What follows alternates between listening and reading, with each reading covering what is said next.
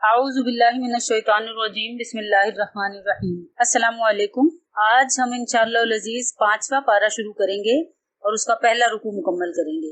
ये रुकू भी पिछले रुकू की कंटिन्यूएशन ही है। कल मैंने आपको बताया था ना कि अल्लाह ताला ने जो रिश्ते हराम ठहराए हैं, जिनकी हुर्मत हम पे वाजिब है, तो उसी की कंटिन्यूएशन ये रुकू है।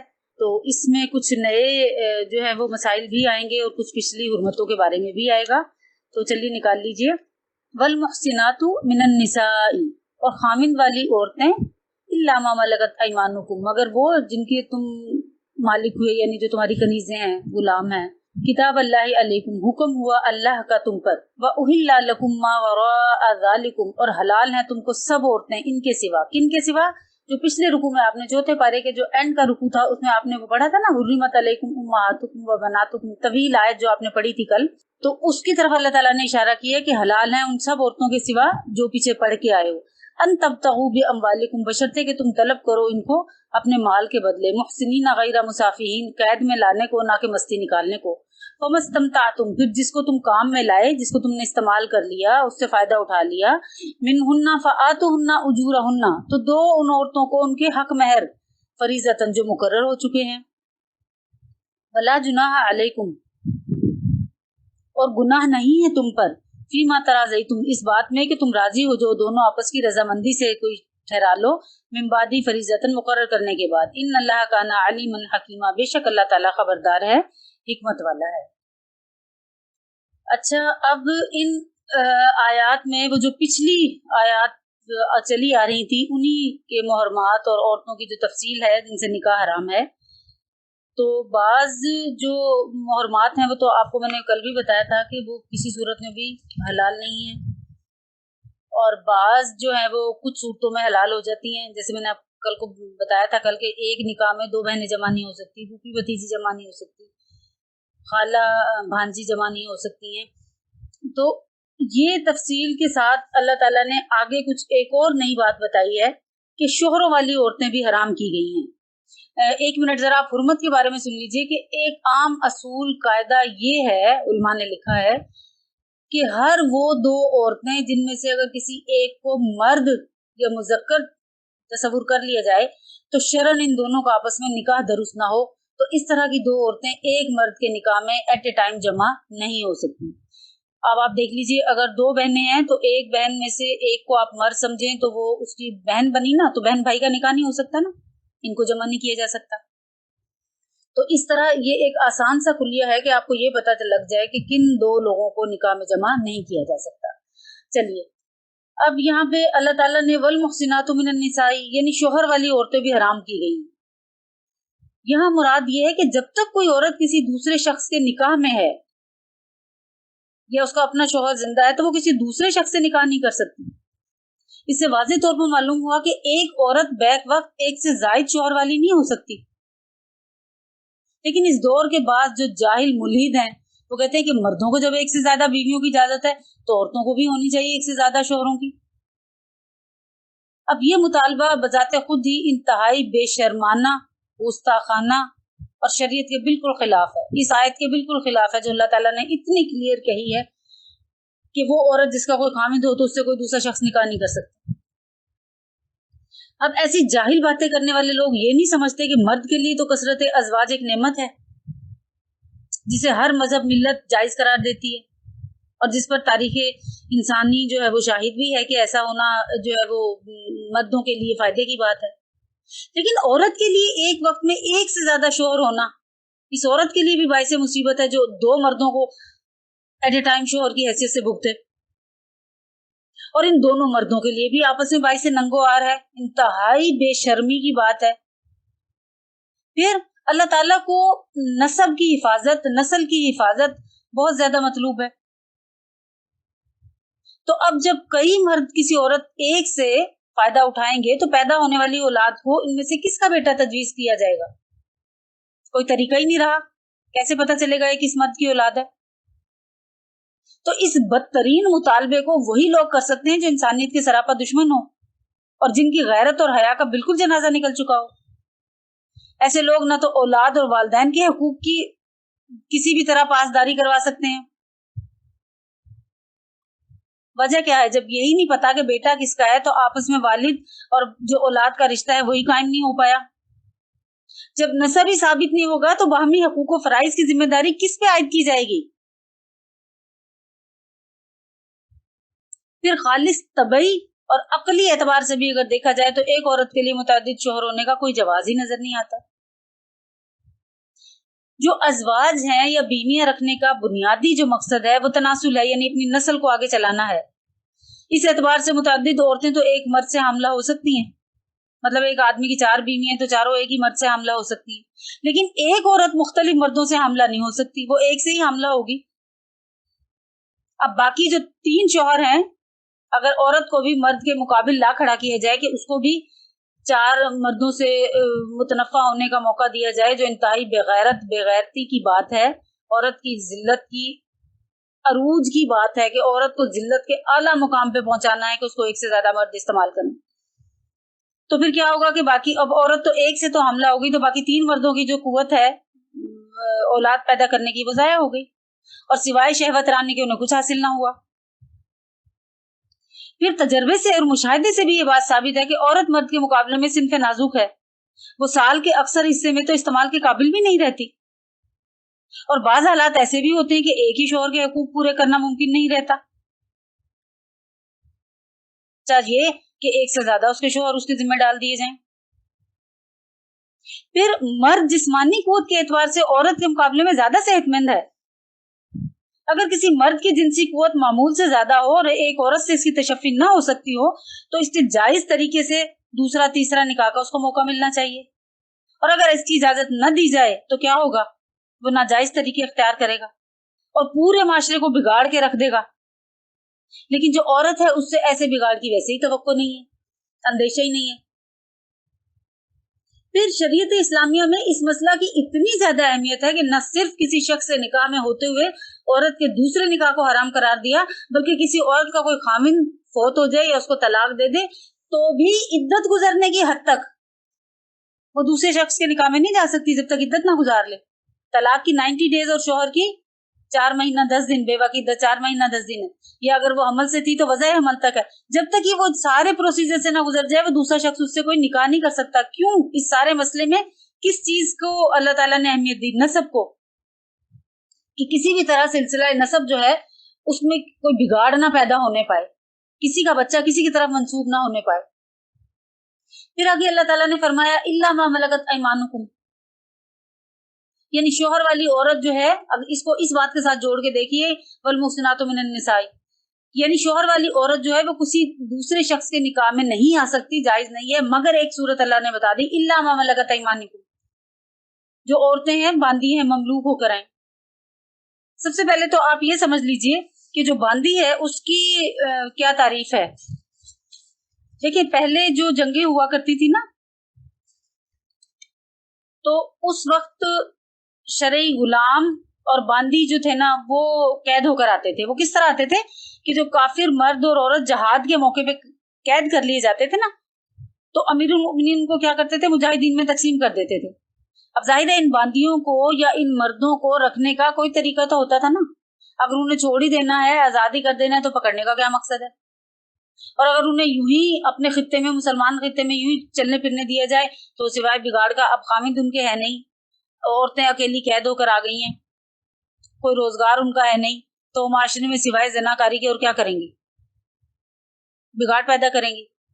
تو اللہ تعالیٰ نے باندی یا غلام کے اسی لیے اتنے حقوق بھی متعین کیے ہیں کہ ان کا کوئی پرسانہ حال تو رہتا نہیں ہے. تو پھر بے شک آزاد عورتوں اور آزاد مردوں سے ان کے حقوق آتے ہیں، لیکن ہیں ایسا نہیں ہے کہ بالکل ان کو جانوروں کی طرح ٹریٹ کرنے کے لیے چھوڑ دیا گیا. تو اب یہ جو امیر المومنین مجاہدین میں تقسیم کر دیتے تھے نا، یہ قیدی غلام یا باندی بن جاتے تھے، پھر ان کی نسل بھی غلام ہی رہتی تھی. لیکن بعض استثنائی صورتیں بھی ہیں کہ پیدا ہونے والے بچے جو ہیں وہ غلام نہیں ہوتے تھے. پھر جب مسلمانوں نے شرعی طور پر جہاد کرنا چھوڑ دیا اور وہ اپنے جہاد اور صلح و جنگ کے جو مدار تھے وہ بالکل غیر مسلموں کی طرح جو ہے وہ ان کے انہوں نے رول طے کر لیے، یا آپ یہ کہہ لیں کہ اب جو ہے وہ لوگ جو قید ہو کے آتے ہیں ان کو معاہدے کے ذریعے واپس بھیج دیا جاتا ہے، تو اب غلام اور باندی کا کوئی رواج نہیں ہے. तो जो कुछ मैं आपको पढ़ा रही हूँ, जो मौजूदा दौर में नौकर चाकर या घरों में काम करने वाले मर्द या औरतें हैं, वो हरगिज हरगिज गुलाम और बांदी के जुमरे में नहीं आते हैं, बल्कि वो आजाद इंसान हैं।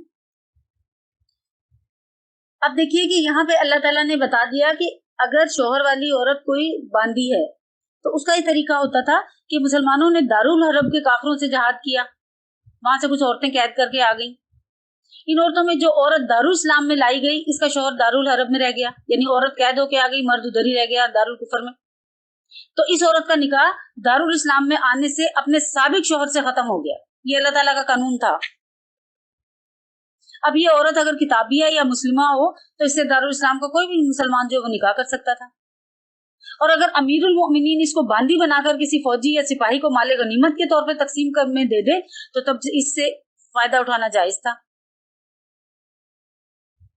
लेकिन ये निकाह और इससे फायदा उठाना एक हैज आने के बाद ही जायज था। यानी यहाँ गुलाम या लौंडी, जो लौंडी असल में फीमेल के लिए बोला जाता है, गुलाम दोनों के लिए बोला जाता है, तो जो लौंडी आएगी वो भी एक हैज गुजारेगी तब उससे कोई फायदा उठाएगा मर्द, या उसको अपने निकाह में लेकर आएगा। जैसे आजाद हो जाए तो निकाह में भी ले जाते थे ना लोग। किसी ने अपनी लौंडी को आजाद कर दिया, वो आजाद हो गई, तो फिर उससे किसी दूसरे मुसलमान ने निकाह कर लिया, तो एक हैज गुजरे ताकि क्या पता लग जाए कि हमल है या नहीं है। अल्लाह ताला को नसब की जो है ना पासदारी वो इतनी मतलूब है। फिर आगे अल्लाह ताला ने फरमाया वउल्ला लकुम मा वराअ ज़ालिकुम, यानी जो मुहर्रमात अब तक मज़कूर हुई हैं, पीछे से चौथे पारे के एंड से आप शुरू हो जाएं, इनके अलावा दूसरी सारी औरतें तुम्हारे लिए हलाल हैं। मसलन चचा की लड़की है, खाला की लड़की है, मामू जात बहन है, मामू चचा की बीवियां हैं जो इनकी वफात के बाद या तलाक देने के बाद, लेकिन उसमें भी शर्त यह है कि वो किसी और रिश्ते से महरमात में ना आती हों। जैसे अदले बदले की शादी वगैरह होती हैं, या एक ही उसमें वो ताई भी होती है या चची भी होती है और खाला भी होती है, दो बहनें एक ही घर में हो, तो किसी और रास्ते से, किसी और रिश्ते से वो उन महरमात में ना आती जो अल्लाह ताला ने बता दी। फिर अल्लाह ताला ने बैक वक्त 4 औरतों को से ज्यादा को निकाह में रखना भी जो है वो गलत करार दिया। 4 अगर आपके निकाह में है तो 5वीं शादी नहीं आप कर सकते। आगे अन तब तकू भी अम्वालिकुम, यानी जो महरमात की लंबी तफसील बताई है ये इसलिए बताया कि इनको तलाश करो अपने मालों के जरिए, हलाल औरतें तलाश करो और उनके अपने निकाह में लेकर आओ। इससे 2 बातें मालूम हो गई। एक ये कि निकाह मेहर से खाली नहीं हो सकता, हत्ता कि अगर ज़ौजैन भी आपस में तय कर लें कि निकाह हम बगैर मेहर के कर लेंगे तब भी मेहर लाजिम होगा। और दूसरे ये बात मालूम हुई कि वो मेहर वो चीज होनी चाहिए जिसको माल कहा जा सके। अन तबतगू बि अम्वालिकुम, तो उनको तलाश करो किसके जरिए, अपने मालों के जरिए। फिक़ह हनफी का मजहब ये है कि 10 दिरहम से कम मेहर नहीं होना चाहिए, और 1 दिरहम 3.5 माशे चांदी का होता है। वो आप अंदाजा लगा लीजिए कि 10 दिरहम के हिसाब से तकरीबन 35 जो है ना वो माशे वो बनता है, जो इस चांदी की कीमत होगी उससे कम का मेहर जो है वो मेहर ही नहीं गिना जाएगा। ना मेहर की ज्यादा से ज्यादा कोई हद मुकर्रर है, ना कम से कम की, लेकिन इससे कम नहीं होना चाहिए। शरई मेहर तो जो अब पता नहीं कितने रुपए, 2 रुपए 8 आने क्या लिखवाया जाते था, वो उसका कोई ताल्लुक नहीं है। 10 दिरहम से कम कोई मेहर नहीं होना चाहिए, और एक जो दिरहम है उसकी कीमत 3.5 माशे चांदी होती है। अब आज के दौर में आप 35 माशे चांदी का हिसाब लगा लें तो कम से कम मेहर जो है वो ये है। इससे कम का मेहर जो है तो निकाह नहीं होगा, निकाह जो है वो नाफिज ही नहीं होगा। फिर अल्लाह ताला ने फरमाया मुहसिनीन गैर मुसाफिहीन, यानी अपने मालों के जरिए हलाल औरतें तलब करो। और ये समझ लो कि औरतों की तलाश इफ़्फ़त और असमत के लिए है, जो निकाह का अहम मकसद है। निकाह के जरिए इस चीज को हासिल करो, यानी मर्द की इफ़्फ़त और असमत महफूज रहती है जब उसका निकाह हो चुका हो। माल खर्च करके जना के लिए औरतों को तलाश ना करो। माल तो जना में भी खर्च होता है ना, मुफ्त में तो कोई औरत नहीं आती ना, तो माल खर्च निकाह में भी होता है। निकाह में माल खर्च करना अल्लाह ताला को मतलूब है, और जिना में माल खर्च करना हराम है।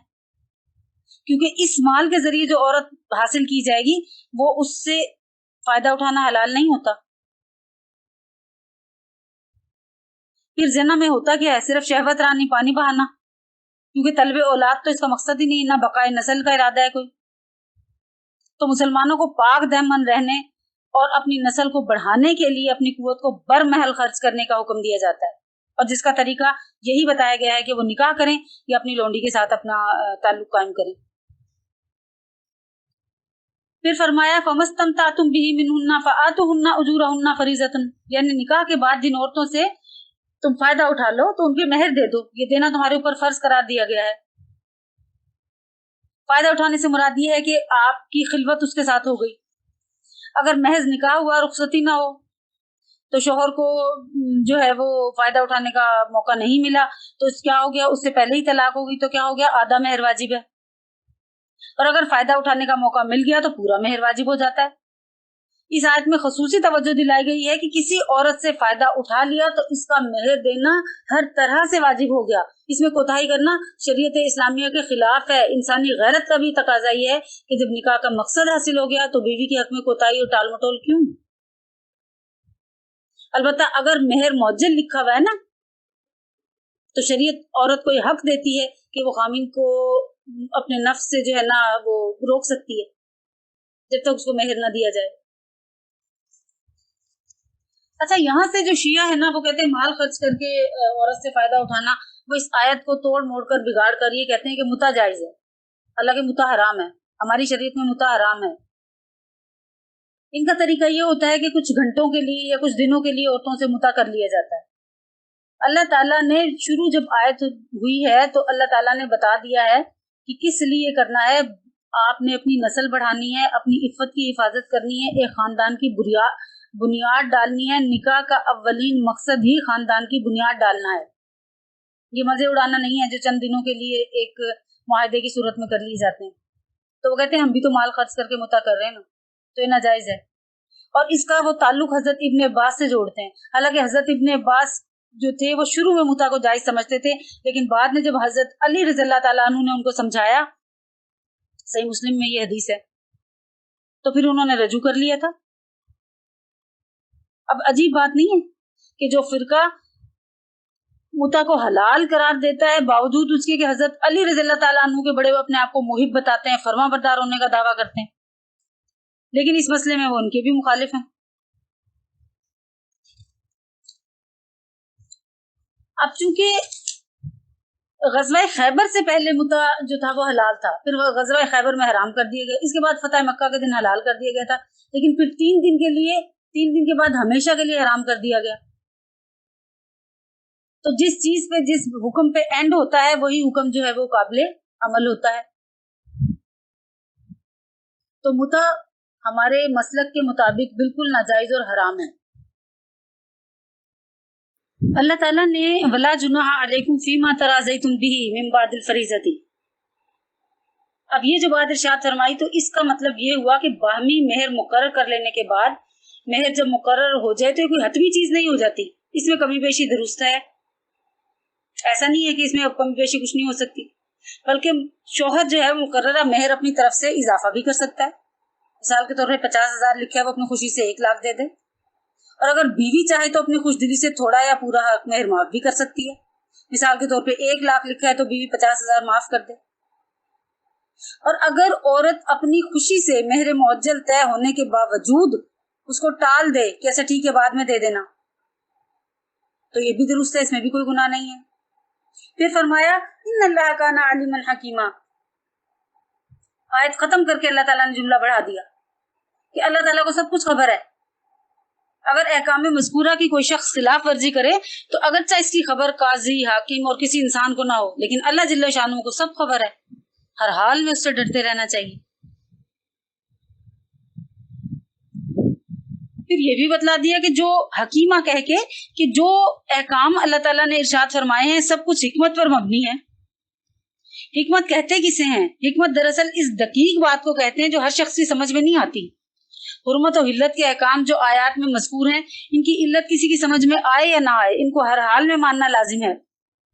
کیونکہ اگر ہمیں علت معلوم نہیں تو صاحب حکم جو یعنی اللہ تعالیٰ جو حکم دے رہا ہے اس کو تو معلوم ہے، جو علیم بھی ہے حکیم بھی ہے۔ اب اس دور کے نا بہت سے پڑھے لکھے جاہل احکام خداوندی کی علتیں تلاش کرتے رہتے ہیں۔ اگر کوئی علت معلوم نہیں ہوتی تو معاذ اللہ حکم ربی کو نامناسب یا کہیں گے دور حاضر کے تقاضوں کے خلاف ہے، اس پہ عمل نہیں کیا جا سکتا۔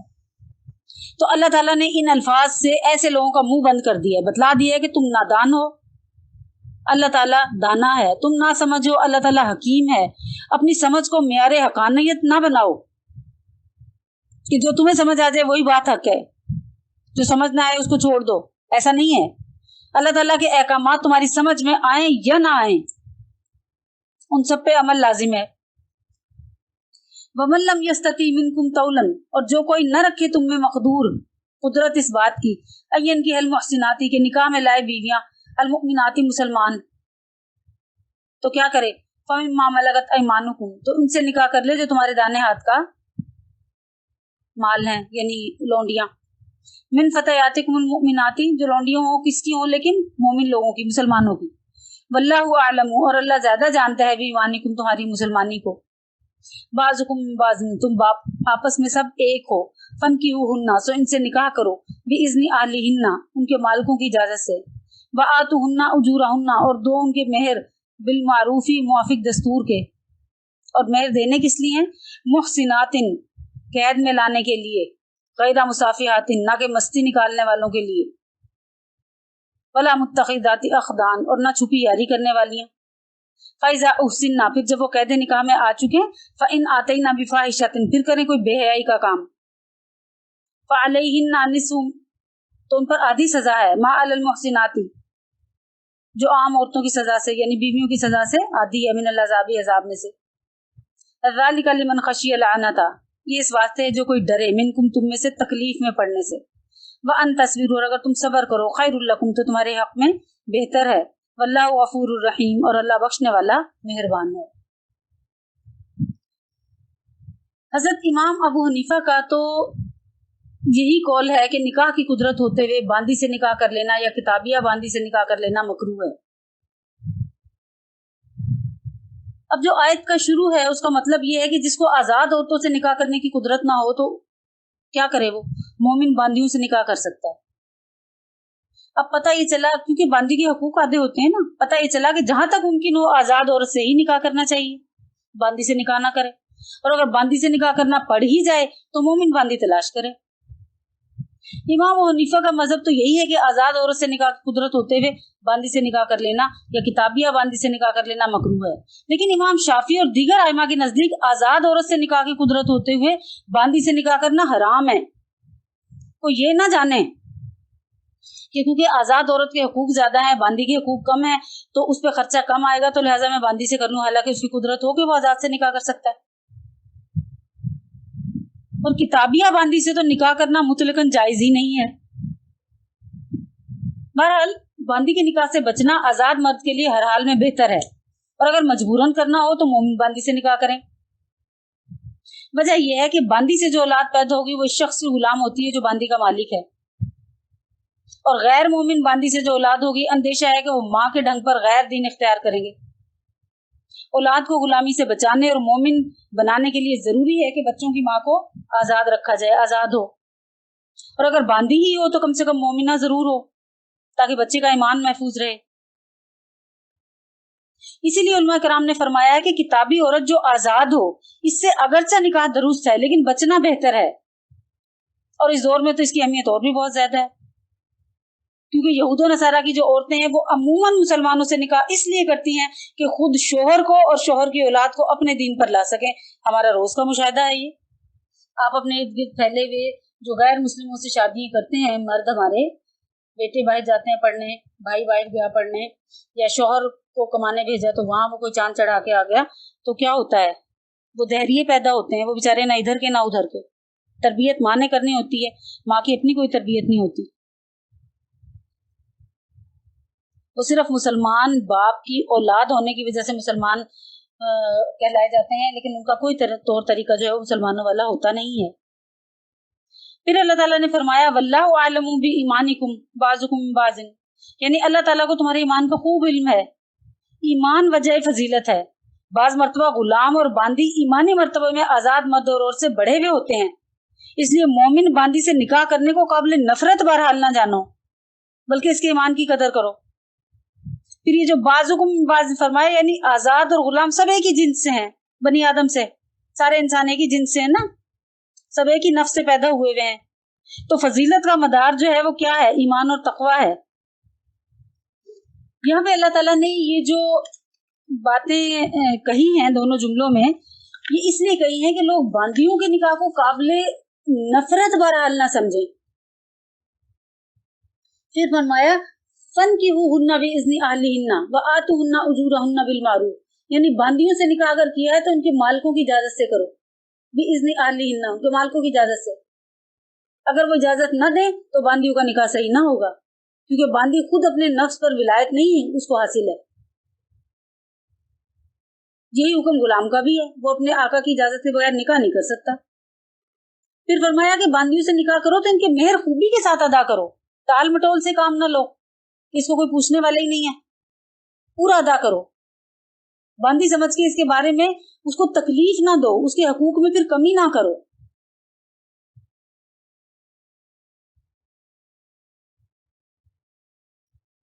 इमाम मालिक का इस सिलसिले में मजहब ये है कि मेहर जो है वो बांदी का हक है, और दूसरे आइमा फरमाते हैं कि बांदी की मेहर में जो माल मिले इसका मालिक भी इस बांदी का आका है। बहरहाल मोहसिनातिन गैरा मुसाफिहातिन वला मुत्तखिदाति अखदान, यानी मोमिन बांदियों से निकाह करो, और किस तरह के? इस हालत में कि वो पाक दामन हो, यानी ना तो वो एलानिया जना करने वाली हो, ना खुफिया तौर पर आशनाई रखने वाली हो। वो इस जगह पर बांदियों के बारे में फरमाया कि निकाह के लिए पाक दामन बांदियों को तलाश करो, लेकिन आजाद औरत जो जानिया हो इससे भी निकाह करने से बचना चाहिए, ये अफजल और बेहतर है। अब हमारे यहाँ जो गर्लफ्रेंड और बॉयफ्रेंड की एक लानत चली हुई है, और जिसके बॉयफ्रेंड नहीं होते वो लड़की इंतहाई पेंडू जाहिल गिनी जाती है, और जिस लड़के की गर्लफ्रेंड ना हो, खैर ये तो हो ही नहीं सकता कि ना हो, तो वो अपने आप को माशरे में बड़ा गिरा गिरा महसूस करेगा कि मेरी कोई गर्लफ्रेंड ही नहीं। तो अल्लाह ताला ने देखिए कितना क्लियर, अगरचे बांदियों के हक के बारे में कह के सुनाया है, लेकिन हमें बता दिया है ना कि ना खुफिया तौर पे आशनाई रखने वाली हूँ, ना यारियां करने वाली हूँ। पाक दामन लोगों को तलाश करो, पाक दामन।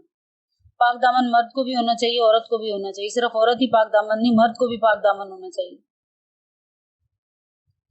बहरहाल चूंकि आज से ये मालूम हुआ है कि अगर आजाद औरत के साथ निकाह की कुदरत ना हो तो बांदी के साथ निकाह करो, इससे ये भी साबित हो गया ना कि मुता तो जायज है ही नहीं। अगर मुता जायज होता ना तो फिर अल्लाह ताला आजाद औरत के निकाह की अदम इस्तिताअत की सूरत में क्या कहते कि आसान तरीन काम मुता है, जिनसे ख्वाहिश भी पूरी हो जाती है, माली बोझ भी निकाह के मुकाबले में बहुत कम पड़ता है। तो अल्लाह ताला ने मुहसिनातिन गैरा मुसाफिहातिन के साथ बांदियों की जो सिफ्त बयान की है, तो मुता इसी सूरत में जो है ना वो कैंसिल कर दिया गया कि एक औरत कलील मुद्दत में मुतअद्दिद अशखास के इस्तेमाल में आती है, और बच्चा किसी की तरफ मंसूब नहीं किया जा सकता, इसलिए तनासुल का भी फायदा हासिल नहीं होता। तो लिहाजा मुता जो है वो टोटल हराम है हमारे फिरके के मुताबिक। फिर फरमाया फ़इज़ा उसिन्ना फ़इन आतैना बिफ़ाहिशतिन फ़अलैहिन्ना निस्फ़ु मा अलल मुहसिनाति मिनल अज़ाबी, यानी जब बांदियां निकाह में आ गई तो इनके पाक दामन रहने का इंतजाम हो गया, तो अब अगर जिना कर बैठे तो इनकी सजा से, आम औरतों की सजा से आधी सजा मिलेगी। इसमें गैर शादीशुदा आजाद औरतें मुराद हैं, और गैर शादीशुदा आजाद मर्द और औरतों से अगर जिना का सदूर हो जाए तो उसको 100 कोड़े लगाए जाएंगे ना। सूरह नूर में यही अल्लाह ताला ने बात बताई थी ना, मैंने कल आपको बताई थी। तो जो कोई शादीशुदा मर्द और औरत जिना कर ले तो इसकी सजा तो रजम है ना। आजाद औरत, आजाद मर्द या पत्थरों से मार मार के कत्ल कर दिया जाएगा। तो बांदी के लिए या गुलाम के लिए चारों इमामों का मजहब यही है कि गुलाम या बांदी ख्वाह शादीशुदा हो ख्वाह कमारे हों, अगर इनसे जना सरजर्द हो जाए तो इनकी सजा 50 कोड़े ही हैं, रजम नहीं है इनका। फिर फरमाया ज़ालिका लिमन खशिय लअनत मिनकुम, यानी बांदियों से निकाह करने की इजाजत उस शख्स के लिए है जिसको जना में पड़ जाने का अंदेशा हो। वइन तस्बरू खैरुल लकुम, यानी बावजूद अंदेशे जना के अगर तुम सब्र ही कर लो, अपने नफ्सों को पाक दामन रख सको, तो तुम्हारे लिए इस बात से बेहतर है कि बांदियों से निकाह करो। फिर आयत के खत्म होने पे अल्लाह ताला ने फरमा दिया वल्लाहु गफूरुर रहीम, यानी बांदियों से निकाह करना मकरूह है, अगर इसकी कराहत पर अमल कर लोगे तब भी अल्लाह ताला माफ फरमा देंगे, वो रहम वाला भी है, क्योंकि इसने बांदियों से निकाह की इजाजत दे रखी है, इसको ममनू करार नहीं दिया। अपने नफ्स को कंट्रोल और काबू में रखना सबसे ज्यादा जरूरी है। फी नफ्सी ही, बच्चे जब कमाने के लायक नहीं होते तो उनको जो शहवत उभारने वाली चीजें हैं उनसे दूर रखा जाए, और इस वक्त के हालात के मुताबिक जब तक बच्चा कमाने वाला ना हो तो जब तक उसकी शादी वगैरह का सिलसिला करना बहुत सारे मसाइल को दावत देने के मुतरादिफ होता है। या ऐसे घराने में जहाँ इकट्ठा रोज रोटी चल रही है तो सबका जो है वो कुछ ना कुछ चलता ही रहता है, हिसाब किताब, कोई भूखा नहीं मरता, तो उसमें तो ठीक है। तो अपने बच्चों को अच्छी पाकीज़ा आदतें डालिए और उनका जहन पाकीज़ा रखने के लिए कसरत से ऐसे शख्स रोजे रखें जो अभी निकाह की कुदरत नहीं रखते हैं, ताकि उनकी शहवत उनके काबू में रहे, क्योंकि हदीस पाक है कि रोज़ा जो है वो शहवत को तोड़ने वाली चीज़ है। अल्लाह ताला मुझे और आपको जो कुछ पढ़ा है इसके बारे में सही फहम और इस पर अमल करने की तौफीक अता फरमाए। आमीन। व आखिरु दावाना अनिल हम्दुलिल्लाहि रब्बिल आलमीन।